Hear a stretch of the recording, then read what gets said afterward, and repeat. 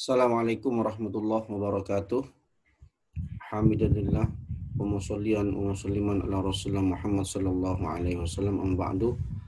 Anak-anak, alhamdulillah kita bisa melanjutkan pembahasan pada kitab Sulamut Taufik. Semoga kalian bisa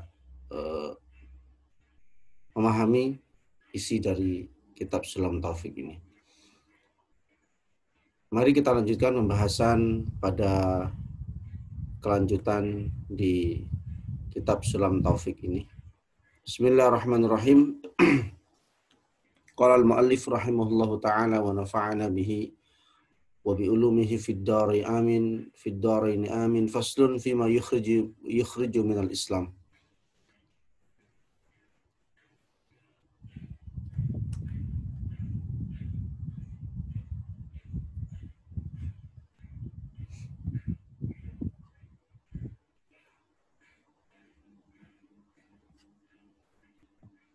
Bismillahirrahmanirrahim. Faslun fima yukhriju minal Islam yajibu ala kulli muslimin hifdhu islamihi wa sawnuhu amma yufsiduhu wa yabtuluhu wa yaqta'uhu.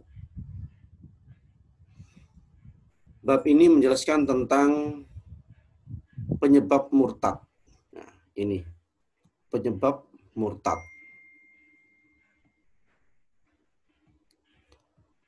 Yajibu ala kulli muslimin, wajib bagi seorang muslim hifdzu islamihi, memelihara, wa hasaunuhu, menjaga, amma yufsiduhu wa yubtiluhu wa yaqta'uhu. Wajib bagi seorang muslim menjaga keislamannya, memelihara keislamannya dari sesuatu yang merusak dan membatalkan dan memutus keislamannya. Jadi anak-anak, pada bab ini menjelaskan tentang jangan sampai kita ini meninggalkan agama Islam, tidak menjaga keislaman kita, tidak memelihara keislaman kita sehingga kita menjadi orang-orang yang murtad. Wa huwa ar-riddatu.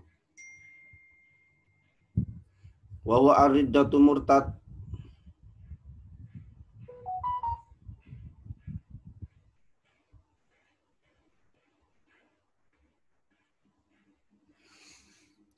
Apa murtad itu? Al-kufru ba'dal islami. Jadi murtad itu adalah kufur atau kafir setelah dia Islam. Wal iyadzu billahi ta'ala, semoga Allah menjaga dari perbuatan murtad itu. Wa qad kathura, dan sungguh telah banyak fi hadhihi zamani, pada zaman sekarang ini, atasahulu, menganggap mudah fil kalami, yang diucapkan, hatta innahu yakhruju min ba'dihim, sehingga ucapan itu keluar, sebagian ucapan itu keluar, alfadun tukhrijuhum an Islam, ucapan yang keluar dari agama Islam. Jadi pada zaman sekarang anak-anak hati-hati, kita ini jangan mudah mengucapkan tentang sesuatu ucapan yang menyebabkan kita menjadi orang murtad. Nanti disebutkan di bawah apa saja yang menyebabkan orang murtad itu ucapannya. Walau yarawna dzalika dzamban fatan an kaunihi kufran. Wala yarawna dzalika dzamban. Sementara dia tidak merasa apa yang diucapkan itu adalah dzamban, sebuah dosa, fatlan an kaunihi kufran, yang menyebabkan orang itu malah menjadi kufur. Apalagi dianggap kufur malah tidak mungkin karena dia meremehkan ucapannya. Wariddatu murtad salah satu aksamin. Itu ada 3 bagian, ada 3 macam. Yang pertama i'tiqadatun. Yang pertama murtad i'tiqadi. Ini keyakinan dalam hati. Yang kedua wal af'alun, yaitu murtad fi'liyah, yaitu murtad perbuatan. Yang ketiga wa aqwalun, murtad ucapan. Wa kullu qismin, dan setiap pembagian dari murtad tadi itu tasya'abu, terbagi syu'aban katsiratan, terbagi bermacam-macam cabangnya, amat sangat banyak. Ini bagian-bagian atau bagian dari murtad. Jadi ada murtad yang i'tiqadi, ada murtad fi'aliyah, ada murtad qauliyah. Jadi ada murtad keyakinan dalam hati karena perbuatannya dan karena ucapannya. Dan ini nanti contohnya banyak. Jadi cabang-cabangnya banyak. Amsilatul riddati bil qalbi, al-i'tiqadat al-kufriyah, fa min al-awwal. Nah, yang pertama ini adalah contoh ini anak-anak murtad keyakinan. Ya, murtad keyakinan. Fa min al-awwali asyakku fillah. Apa saja murtad keyakinan itu? Yang pertama adalah ragu adanya Allah. Nah, kita hati-hati nih, jangan sampai kemudian kita meragukan adanya Allah. Kalau kita ini ragu dengan adanya Allah, bahaya anak-anak. Karena kalau ragu terhadap keberadaan Allah, berarti kita ini meragukan yang sudah menjadi kewajiban untuk kita imani. Dan ini bahaya kalau kita ragu dengan keberadaan Allah. Au fi rasulihi, atau ragu dengan utusan Allah. Kita ragu dengan nabi-nabi yang sudah terdahulu. Ada Nabi Musa, Nabi Isa, Nabi Adam, keberadaan mereka kita ragu. Oh benar, ada enggak Nabi itu? Mungkin enggak ada. Akhirnya kita menjadi orang-orang yang tidak beragama dan tidak bertuhan. Dan itu bahaya. Awil Qur'ani, ragu terhadap Quran. Aw yaumil akhiri, atau ragu terhadap hari akhir. Kepada Quran kita ragu, betul enggak Quran ini adalah firman Allah? Betul enggak Quran ini wahyu Allah yang diberikan kepada Nabi Muhammad? Kalau kita meyakini Quran itu bukan wahyu, kita termasuk orang-orang yang melakukan murtad ini. Murtad keyakinan dalam hati. Awil yaumil akhiri, atau ragu dengan hari akhir. Ya. Ragu dengan hari akhir. Kita nggak percaya dengan kiamat. Oh, bahaya banget kalau nggak percaya kiamat. Gitu ya. Karena kiamat itu sesuatu yang pasti terjadi. Sama halnya dengan kematian, itu pasti terjadi. Nah, kiamat ini pasti terjadi. Cuman kita nggak tahu kapan datangnya kiamat. Kalau Al-Quran sudah ada. Rasul sudah ada. Ya, Allah juga sudah ada. Bahkan Allah itu lebih dahulu dari makhluknya. Tapi hari akhir ini, kiamat ini belum datang. Makanya, karena kita menjadi seorang muslim yang sejati, maka kita harus yakin bahwasanya hari akhir itu ada, kiamat itu ada. Kapan terjadinya? Nah, kalau kapan terjadinya hanya Allah yang tahu. Ya, karena ini sesuatu yang gaib, yang tidak terlihat oleh mata kita. Itu. Bahkan Nabi Muhammad pun nggak mengetahui kapan terjadi kiamat. Cuman diberitahu oleh Allah bahwa kiamat itu pada hari Jumat, sebelum kiamat terjadi matahari muncul di ufuk barat. Nah, itu sebagai tanda. Kalau sudah seperti itu berarti kiamat sudah dekat. Awil jannati, atau ragu dalam hati kita tentang surga. Ada enggak surga itu? Gitu ya. Betul enggak surga itu ada? Kalau ada, di mana tempatnya? Nah, kan begitu. Kalau kita ragu, berarti kita termasuk orang yang melakukan murtad keyakinan. Awin nari, atau murtad atau ragu dengan adanya neraka. Ada enggak neraka itu? Gitu ya. Kalau sekarang kita memang belum tahu surga itu di mana, neraka itu di mana. Maka bagi kita orang yang beriman kepada Allah harus meyakini tentang adanya surga atau neraka. Awis sawabi, atau kita ini ragu dengan keberadaan pahala. Ya. Betul nggak dapat pahala kalau aku sholat? Betul nggak aku dapat pahala kalau aku ini membantu orang tua? Betul nggak aku dapat pahala kalau aku ini berbuat baik, berbicara dengan teman yang baik, membantu teman? Betul nggak aku dapat pahala? Jangan-jangan aku cuma disuruh-suruh aja, kan begitu. Nah, kalau seperti itu anak-anak, kita termasuk orang-orang yang meragukan tentang pahala. Awal iqabi, atau siksa. Kita ragu dengan adanya siksa Allah. Kapan siksa Allah itu? Ya besok. Kalau kita di alam akhirat, gitu ya. Di mana tempatnya siksa itu? Ya di neraka. Jadi apapun yang kita lakukan oleh Allah diberi dua pilihan. Kamu mau masuk neraka atau masuk surga. Kalau kamu ingin masuk surga, maka perbanyak perbuatan baikmu. Kalau sebaliknya kalau kamu ingin masuk neraka, maka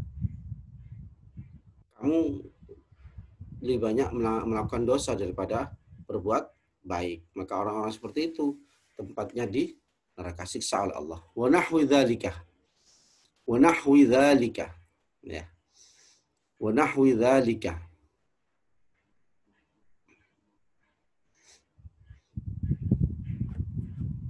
Dan mimma wa nahwi dzalika, dan contoh yang sama seperti itu, mimma huwa ijma'un alaih, sesuatu yang maklum, yang kita ketahui secara pasti. Kalau kita ini ragu dengan keberadaan yang lainnya yang sudah Allah sebutkan, berarti kita masuk orang yang berbuat murtad. Aw man i'taqada faqada ay nafiya sifatin min sifatillah. Termasuk murtad keyakinan adalah kita ini mentiadakan sifatnya Allah yang wajib min sifatillahi al-wajibati ijma'an. Kita meragukan tentang sifat-sifat Allah yang wajib secara ijma'. Para ulama mengatakan semuanya wajib. Ya. Wajib mengetahui sifat wajib Allah yang ada 20. Kita ragu, betul nggak Allah itu melihat? Betul nggak Allah itu berkuasa? Betul nggak Allah itu berkehendak? Dan lain sebagainya. Yang membutuhkan tentang dalil, kan begitu. Karena pusing mencari dalil, bingung mencari dalilnya, akhirnya dia nggak percaya tentang sifat-sifat wajib Allah. Kal ilmi, seperti Allah itu maha mengetahui. Gitu ya. Allah maha mengetahui. Nah, ini anak-anak. Seperti halnya Allah maha mengetahui. Jadi kalau orang itu ragu dengan sifat-sifat Allah, maka termasuk perbuatan murtad.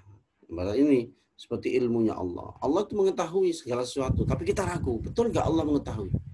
Nah, kalau kita ragu dengan sifat wajibnya Allah, kita termasuk orang yang berbuat murtad kepada Allah Subhanahu wa taala. Kemudian selanjutnya nih anak-anak. Aw man nasaba lahu ta'ala sifatan. Atau ini coba Ustaz buka artinya. Ya. Menisbatkan Allah dengan sifat yang seharusnya wajib mensucikan secara ijma' ulama, seperti mengatakan Allah berjasad, berjisim. Jadi au man nasaba lahu ta'ala sifatan yajibu tanzihu anha ijma'an mimma yadullu aqlu ala annahu naqsun fi haqqillahi ta'ala kal jism. Jadi kita ini kemudian mengatakan kalau Allah itu seperti manusia, ada tubuhnya. Di tubuh itu ada mata, ada telinga, ada hidung, ada tangan, ada kaki. Nah, kalau kita meyakini Allah itu ada bentuknya, nah, kita termasuk orang-orang yang murtad nanti, gitu ya. Padahal Allah itu sifatnya adalah nggak mungkin Allah itu sama sifatnya seperti makhluknya. Makanya kita hati-hati, nggak boleh kita mengatakan oh, Allah itu sekarang berada di atas langit, lagi lihat kita ke bawah, dia duduk di atas kursi, duduk di singgasana, ya dia melihat kita. Kita nggak usah bahas itu, ya kita nggak usah bahas yang seperti itu. Nanti kalau kita bahas seperti itu bahaya. Bisa-bisa kita ini membayangkan Allah itu tangannya seperti apa besarnya, tubuhnya seperti apa besarnya, dan kita nggak boleh membahas tentang bentuknya Allah. Begini anak-anak, kalau kita membahas Allah itu sulit kita ini. Jangankan kalau kita membahas Allah, kita membahas makhluknya Allah aja kita kerepotan kok. Bisa contohkan ya. Contoh nih, nyamuk, semut, gitu ya. Nyamuk itu seberapa ususnya? semut itu juga seberapa matanya, seberapa isi perutnya. Ya, kita nggak bisa kemudian nggak bisa paham tentang hal itu, kan gitu. Nggak bisa paham. Makanya kita harus menjauhkan diri dari pemikiran tentang Allah itu ada tubuh seperti kita, nggak usah seperti itu, ya, gitu ya. Au man halala muharraman bil ijma'i ma'luman, atau menghalalkan yang haram seperti yang sudah disepakati oleh para ulama minad dini bid darurah. Ya. Jadi kalau kita ini menghalalkan yang haram sesuai dengan apa yang disepakati oleh para ulama, maka kita termasuk orang yang sudah melakukan perbuatan murtad. Ya. Hati-hati nih anak, hati-hati betul. Jangan kemudian kita ingin ngomong semaunya kita sendiri, menggampangkan apa yang kita ucapkan, padahal itu menjurus ke arah kemurtatan. Kita perlu hati-hati, ya.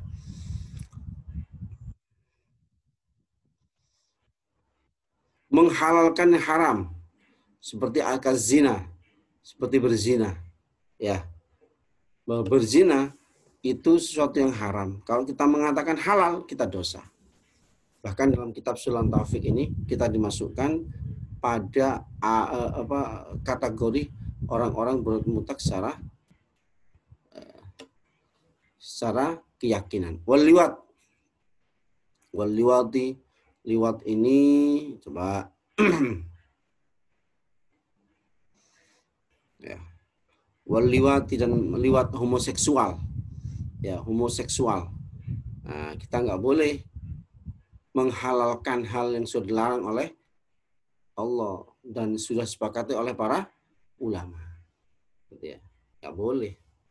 Makanya kemudian contohnya adalah hal-hal yang seperti itu. Ya.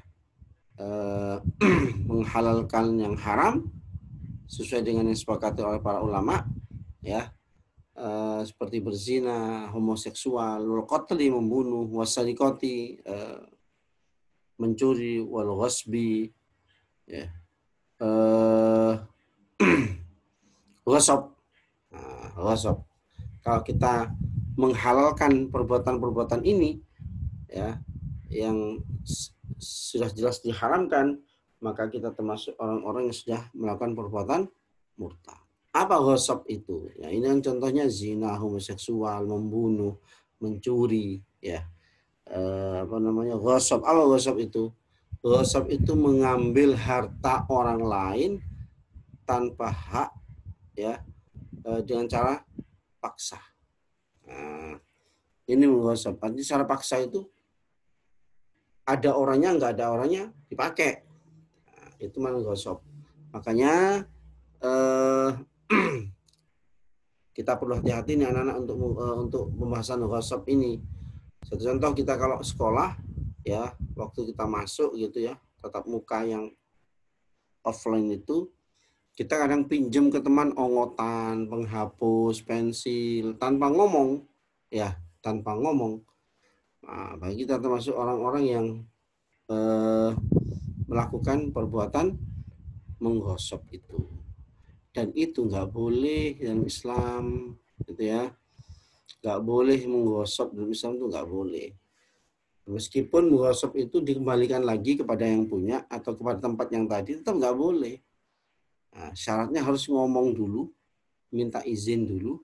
Nah, seperti itu. Kalau tanpa izin kemudian dipakai, itu menggosok namanya. Meskipun pada akhirnya tetap dikembalikan, itu pun tetap dianggap menggosok, gitu ya. Menggosok, mengambil harta orang lain biwiri hakin dengan tanpa hak, kohron, dipaksa, gitu ya. Au man harrama halalan, atau mengharamkan yang halal, ya, mengharamkan yang halal.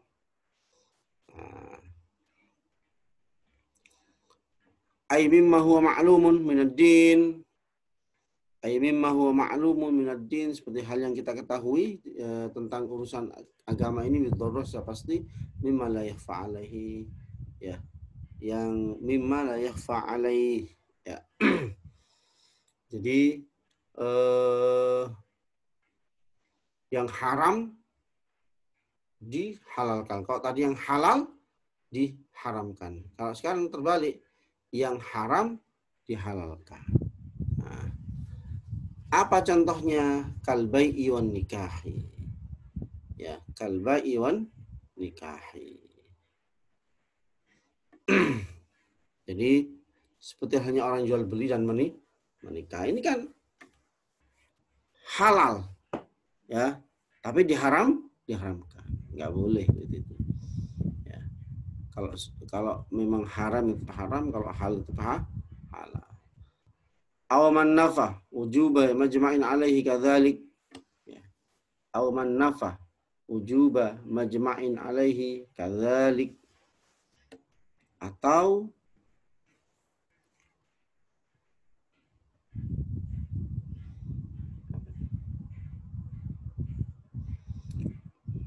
meniadakan kewajiban telah sepakat oleh para ulama seperti sholat lima waktu. Gitu ya. Seperti sholat lima waktu. Jadi sholat lima waktu ini, kalau sholat lima waktu dianggap haram, ya dosa kita. Nah, kita termasuk perbuatan murtad dalam keyakinan. Au sajadatin minha, ya.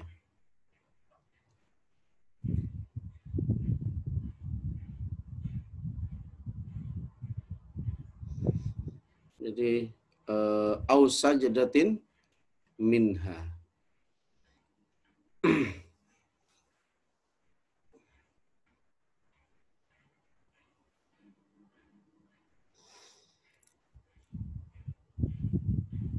Wa zakat wa shaumi dan puasa, wal haji wudu dan wudu.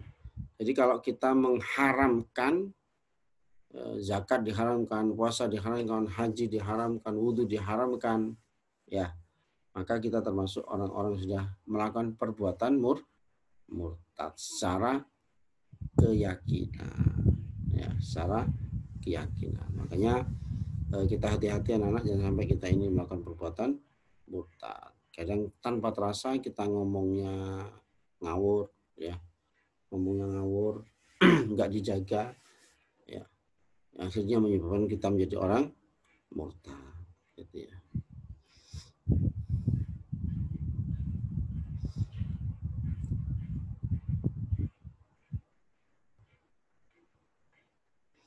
Contoh lagi, orang yang perbuatan yang menjadikan kita murtad, ya, seperti melakukan sholat 5 waktu.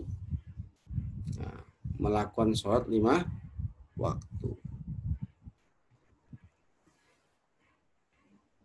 Dianggap perbuatan sholat waktu itu haram. Nah, bahaya ini. Dan kita kemudian terpancing meskipun guyon, tapi jangan sampai kita mengatakan sholat itu nggak wajib. Nah, jangan sampai mengatakan begitu. Ya.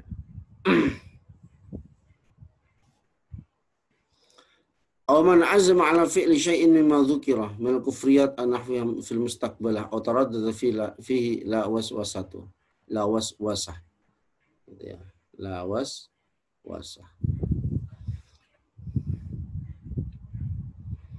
Nah, tadi belum jelaskan meragukan hukum yang disepakati oleh para ulama. Ya. Meragukan hukum yang disepakati para ulama mujtahid.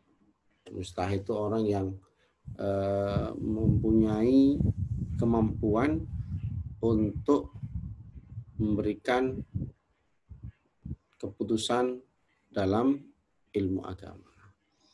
Nah,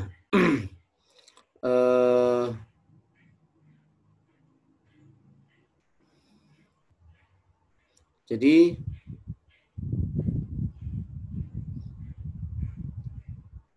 meniadakan kewajiban disepakati oleh para ulama seperti sholat waktu, menghilangkan satu sujud dari sholat, meniadakan kewajiban zakat, puasa, haji. Ya, kalau hal-hal seperti ini dilakukan, maka kita termasuk orang-orang yang telah melakukan perbuatan murtad. Mewajibkan apa yang tidak diwajibkan secara ijma, ya. Mewajibkan ya apa yang tidak diwajibkan secara kesepakatan ulama. Mewajibkan apa yang tidak diwajibkan. Kalau enggak wajib, jangan diwajibkan. Gitu ya.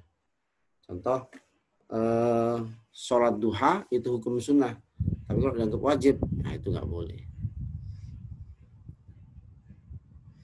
Nah, meninggalkan ibadah yang disyaratkan agama seperti sholat rawatib, sunnah qobliyah, ba'diyah.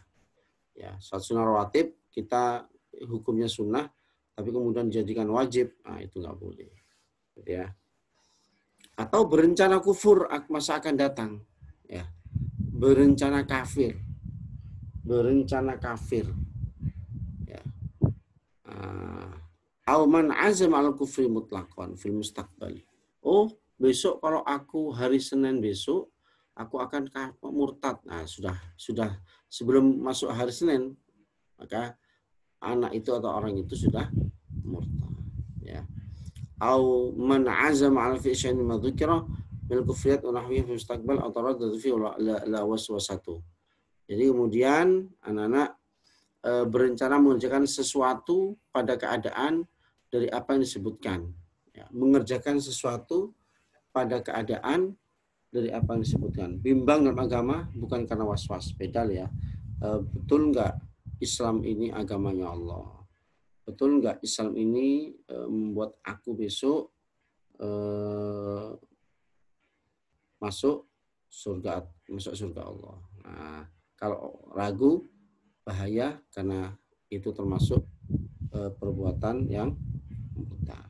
Cukup anak-anak, semoga kita dijaga oleh Allah tidak melakukan perbuatan murtad. Karena begini anak-anak, orang yang murtad itu seandainya dia Islam mulai lahir, kemudian umur 20 dia murtad, maka hilang seluruh amal baiknya saat dia masih Islam. Jadi mulai umur 0 sampai umur 20, maka dosanya langsung, pahala langsung dihilangkan oleh Allah dan dia mulai dari 0 lagi. Ya, semoga bermanfaat apa yang saya sampaikan dan kita akan lanjutkan pada pertemuan akan datang. Assalamualaikum warahmatullahi wabarakatuh.